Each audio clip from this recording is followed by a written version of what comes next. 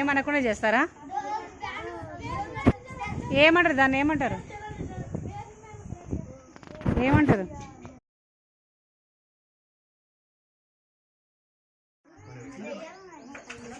చెట్ల పేర్లు చెప్పండి కొంచెం.